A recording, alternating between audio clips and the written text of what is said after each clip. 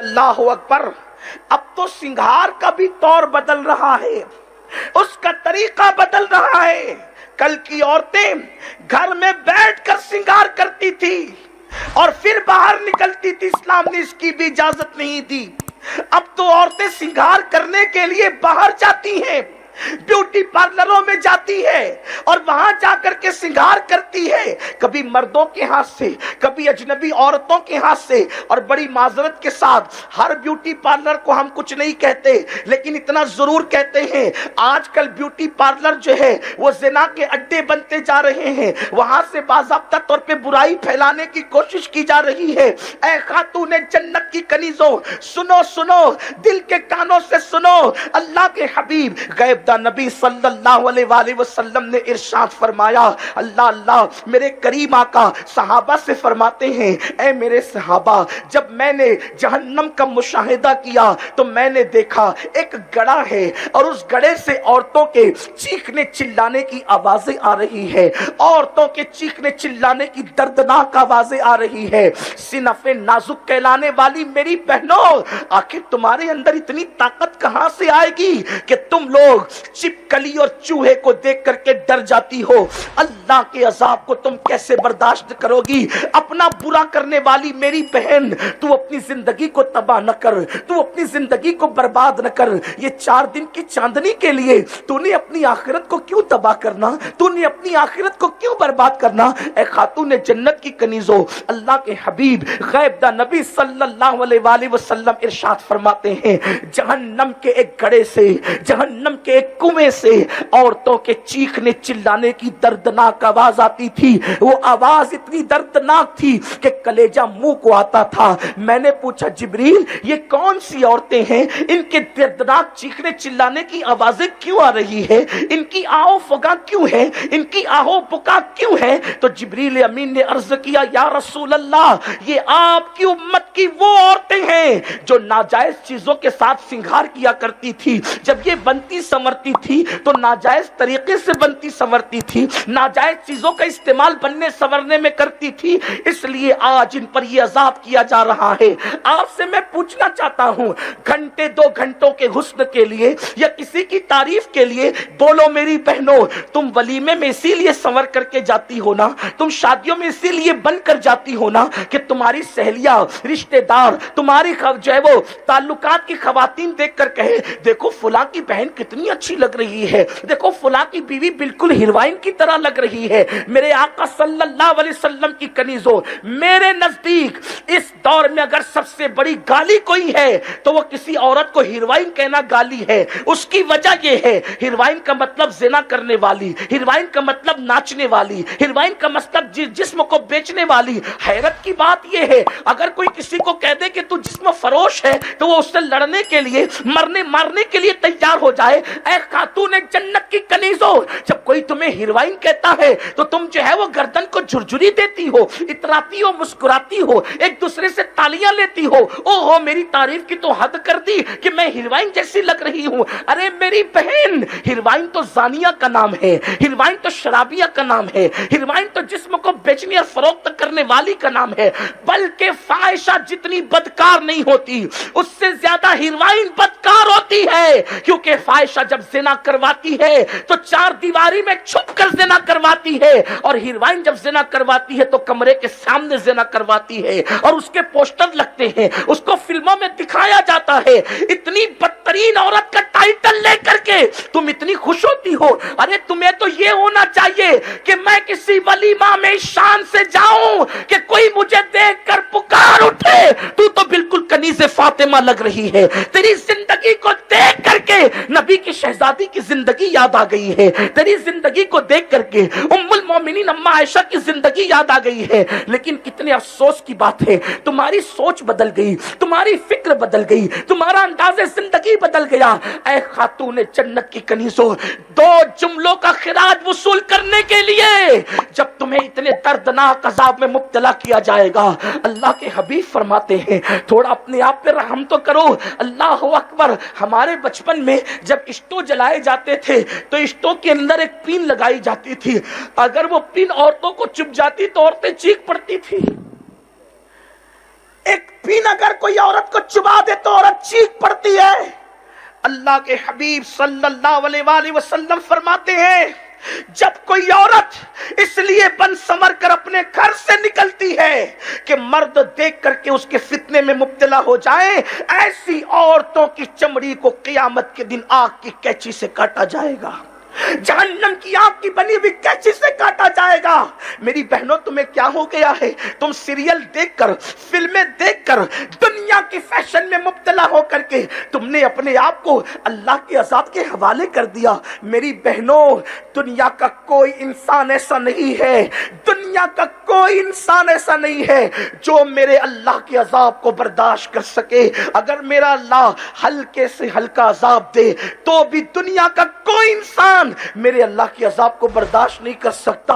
اپنے کروڑوں گناہ، اپنے لاکھوں گناہ، اپنے ہزاروں گناہ جو تم کر رہے ہو، اس کا انجام تو دیکھو. قرآن کہتا ہے وَإِنَّ الْفُجَّارَ لَفِي جَحِيمٍ، جہنم ہے ان لوگوں کے لیے جنہوں نے گناہ کیے.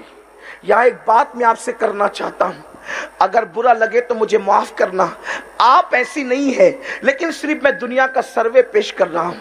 آج کل عورتیں بنتی ہیں، سنورتی ہیں، فون پر لمبی لمبی گفتگو اجنبی مردوں سے کرتی ہے، اور کبھی کبھی تو اللہ اکبر نفسانی خواہشات یہاں تک پہنچاتی ہے کہ بائک پر گھومنے کے چکر میں کسی لڑکے کے ہاتھوں آبرو فروخت کی جاتی ہے. اللہ اکبر خوبصورت زیور کے چکر میں، کبھی کبھی اللہ اکبر اپنی پسند کی شادی کے چکر میں مردوں کے ہاتھوں اپنی آبرو فروخت کی جاتی ہے. میں آپ سے صرف اتنا کہتا ہوں، آبرو جو ہے لٹانے والی عورت کا انجام کیا ہے وہ تو بعد میں. اچھی طرح یاد رکھنا، جو بدکار لوگوں کی صرف حمایت کرے، صرف حمایت کرے، ان کا کیا انجام ہے. بدکار لوگوں کی حمایت کرنے والوں کا انجام کیا ہے، تھوڑا اس پر توجہ کریں. اے خاتون جنت کی کنیزوں، دیکھو نبی کی بیوی، نبی کی بیوی کبھی بدکار نہیں ہو سکتی.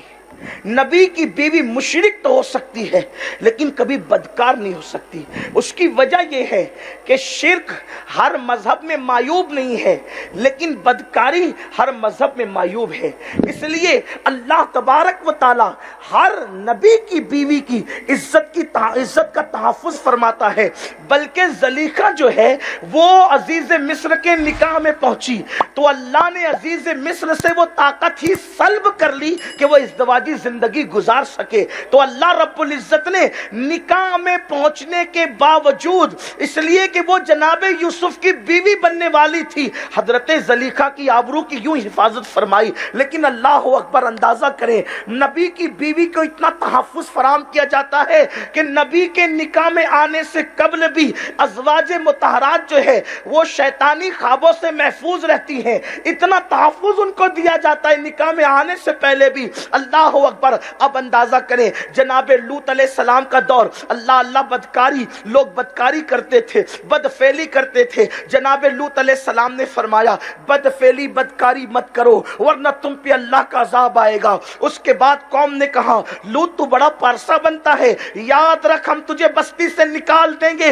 بستی سے باہر کر دیں گے. اللہ نے جناب لوط سے کہا اے لوط آپ بستی سے باہر چلے جائیں، آپ بستی سے باہر نکل جائیں اپنے خاندان کو لے کر کے. میری بہنوں ذرا دل کے کانوں سے سننا، حضرت لوط علیہ السلام نے گھر والوں کے درمیان میٹنگ کی اور فرمایا دیکھو ہم اپنا وطن چھوڑ کر، شہر چھوڑ کر جا رہے ہیں، قوم پہ عذاب آنے والا ہے لیکن کوئی پلٹ کر کے مت دیکھنا. جناب لوط علیہ السلام اپنے خاندان کو لے کر کے چلے اور جب نکلے تو قوم پر عذاب آیا، قوم پہ پتھر برسے ان کی بدکاریوں کی وجہ سے. سب سے آخری میں حضرت لوط علیہ السلام کی بیوی تھی، سب سے آخری میں حضرت لوط علیہ السلام کی بیوی تھی. اس بیوی کے دل میں قوم کی محبت تھی. حضرت لوط علیہ السلام کی بیوی نے جب عذاب کی آواز سنی تو پیچھے پلٹ کر کے کہا ہائے میری قوم. بس اتنا کہنا تھا کہ لوط علیہ السلام کی بیوی پر بھی پتھر گرا اور وہ بھی ہلاک ہو گئی. آپ سے پوچھنا چاہتا ہوں کہ اس نے بدکاری نہیں کی تھی, لیکن بدکار لوگوں کو کہ اس نے اس طرح حمایت کی تھی, ہائے میری قوم بدکار کو میرا کہہ کر کے پکارا اور ان کی ہلاکت پہ افسوس کیا. قدرت نے نبی کی بیوی ہونے کے باوجود اس کو بھی ہلاک کر دیا. اے خاتون جنت کی کنیزوں, جو کسی بدکار کو میرا کہہ کر پکارے اس کی حمایت کر دے, اس سے ہمدردی کرے, نبی کی بیوی ہونے کے باوجود قدرت اس کو ہلاک کر دیتی ہے, تو جو خود بدکاری کرے اس کا انجام کیا ہوگا. اللہ اکبر. میرے پیارے آقا صلی اللہ علیہ وسلم کی کنیزوں, آج کیا ہو گیا ہے اسلام کی مقدس شہزادیوں کو, مسلمانوں کی بیٹیوں کو کیا ہو گیا ہے. اللہ اکبر. کل تک کے ان بیٹیوں کا حال یہ تھا, کل تک ان بچیوں کا حال یہ تھا, ان کی راتیں مصلے پر گزرا کرتی تھی, ان کا دن جو ہے اللہ رب العزت کی عبادتوں میں گزرا کرتا تھا. اللہ اکبر. تسبیح و تحلیل ان کا مشغلہ تھا, رب تبارک و تعالیٰ کی فرما برداری ان کی پہچان تھی, تلاوت قرآن کے نغمے ان کی زبانوں پہ جاری تھے. لیکن آج کیا ہوا کہ باریک اور پتلے لباس پہن کر کے خواتین اپنے جسم کی نمائش کرنے کے لیے باہر نکلنے کے لیے بے چین و بے قرار ہے.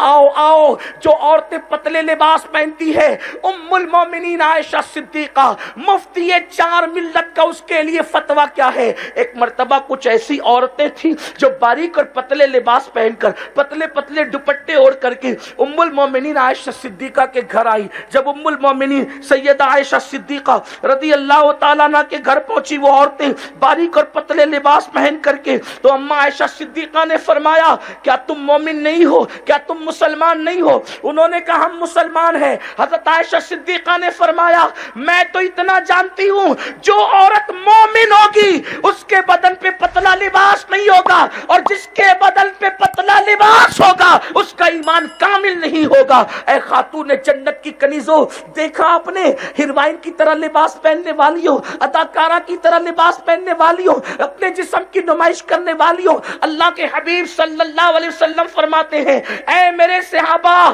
میں نے لانتی عورتوں کو اپنے دور میں نہیں دیکھا, لیکن اگر تو ہو سکے تو تم دیکھو گے, یا تمہارے بعد والے لوگ دیکھیں گے, یا ان کے بعد والے لوگ دیکھیں گے, یا ان کے بعد والے لوگ دیکھیں گے. حدیث پاک کا مفہوم فرمایا قیامت اس وقت تک قائم نہیں ہوگی جب تک کہ لانتی عورتوں کو دیکھا نہ جائے گا. عرض کی یا رسول اللہ, لانتی عورتیں کون ہیں؟ حضور فرماتے ہیں ان کے بدن پر کپڑے ہوں گے مگر وہ ننگی ہوگی, ننگی یعنی اتنے پتلے لباس ہوں گے کہ جسم نظر آئے گا, اور ان کے سروں پہ بال ایسے بندے ہوں گے جیسے بکتی اونٹ کی کوہان, اور وہ مٹک مٹک کر اترا اترا کر کے چلتی ہوں گی. جب ایسی عورتوں کو دیکھنا تو سمجھنا یہ لانتی عورتیں ہیں, یہ جنت میں تو جا ہی نہیں سکتی, جنت تو دور کی بات ہے, ان کو جنت کی خوشبو بھی میسر نہیں آئے گی.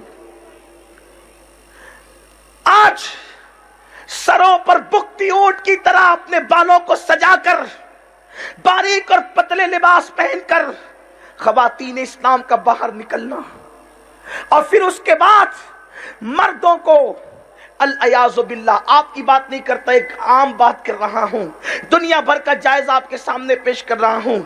لڑکیاں خود سے آفر کرتی ہے کبھی, اور کبھی مرد آفر کرتے ہیں تو ان کے چکر میں پھنس جاتی ہے, اور پھر محبت کی داستان شروع ہو جاتی ہے. لوگ سوچتے ہیں ہم لیلا مجنو کی تاریخ پھر دہرا دیں گے, فرہاد اور شیرین کی تاریخ پھر دہرا دیں گے, اور پھر ہم جو ہے یہ کریں گے اور وہ کریں گے. اچھی طرح یاد رکھنا میری بہن, دل پہ لکھنا, قوم کی ان بیٹیوں کے نام یہ میرے دل کا درد والا پیغام ہے. اچھی طرح یاد رکھنا, آج محبتیں ختم ہو گئی ہے. کہاں تو جو مجنو اور جیور لیلا کی بات کرتی ہے. پہلی بات تو یہ ہے کہ لیلا مجنو کی داستان کوئی داستان ہے ہی نہیں, یہ صرف ایک افسانہ ہے. رہی بات جناب مجنو کی, تو مجنو اللہ کا ایک مجذوب بندہ ہے, اور لیلا کوئی عورت ہے ہی نہیں, لیلا کا کوئی وجود ہے ہی نہیں. یہ جناب قیس تھے جو مجذوب تھے, جو رات دن لا الہ لا الہ الا اللہ لا الہ الا اللہ لا الہ الا اللہ اللہ کا کلمہ پڑھتے تھے. وہ بار بار لا الہ الا اللہ پڑھتے تھے تو لوگوں نے لا الہ کو سن کر کے لیلا لیلا کہنا شروع کر دیا. یہ کوئی لیلا ہے ہی نہیں, یہ لا الہ کو لوگوں نے نہ سن کر کے سنا کچھ اور بیان کچھ کر دیا, اور لوگ سمجھ گئے کہ دیکھو یہ لیلا مجنوں کی داستان ہے, یہ لیلا مجنوں کی داستان ہے. افسانے اپنی جگہ ہے, فلسفے اپنی جگہ ہے, کہانیاں اپنی جگہ ہے, لیکن جناب قیس ایک مجذوب کا نام ہے, ایک اللہ کے برگزیدہ بندے کا نام